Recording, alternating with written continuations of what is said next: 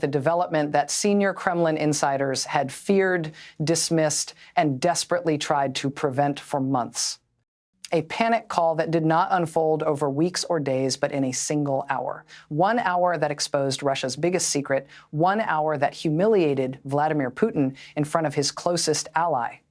1 hour that proved Ukraine can now reach anywhere, absolutely anywhere, inside Russia. What Ukraine did today crossed a line that Moscow had prayed would hold forever. And when that line shattered, Oleksandr Syrsky and Volodymyr Zelensky did not hesitate.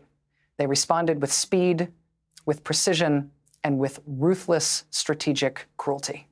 For 2 years now, there had been whispers, not official statements, not TASS, just whispers that Ukraine was hunting something absolutely forbidden. Kyiv has been patient, yes, but they have been terrifyingly methodical in their patience. Their deep strikes have followed a rhythm, a cadence, a drumbeat, almost a countdown.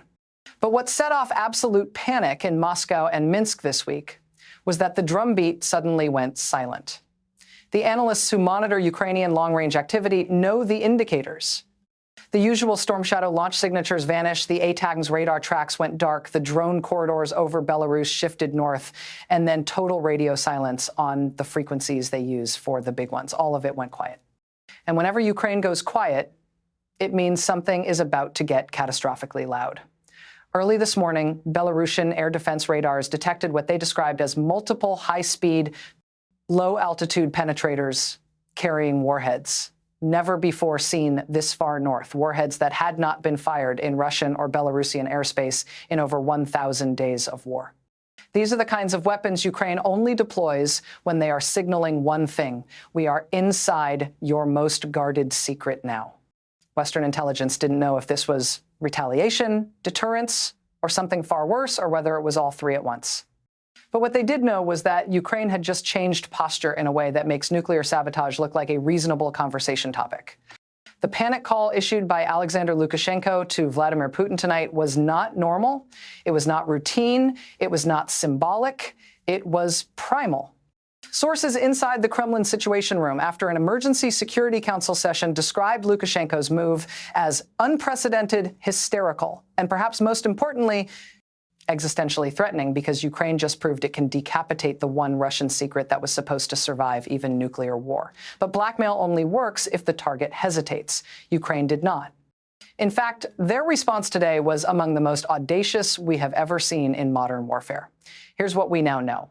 Within 40 minutes of the first impact, Ukrainian Special Operations Command launched a combined ATAC-MS and homegrown Hrim 2-strike package on the single most guarded facility in the entire Russian-Belarusian Union state, the Yamantau level.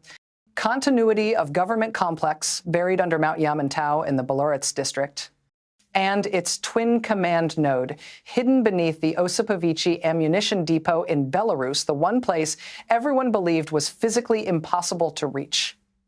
Ukraine hit it before Putin could even scramble the Mi-G 31 seconds. They hit the primary hardened bunker entrance at Yamantau. They hit the ventilation shafts that Russian engineers swore were untargetable. They hit the secret rail tunnel that connects the Belarusian node to the Russian one, the tunnel that was supposed to keep the regime alive after Moscow ceases to exist. In other words, Ukraine targeted the doomsday arc.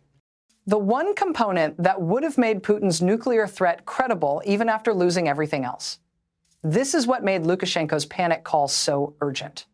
Putin's secret wasn't just symbolic, it was the ultimate insurance policy. It represented the kind of move that could let him threaten escalation forever if left unchecked. And Ukraine, understanding that fully, responded with force. Not recklessly, not impulsively, but surgically. They didn't hit cities, they didn't hit civilians. They hit the one place that proves Putin is mortal. And here's where the story becomes even more terrifying. U.S. Intelligence now believes Putin's latest troop movements into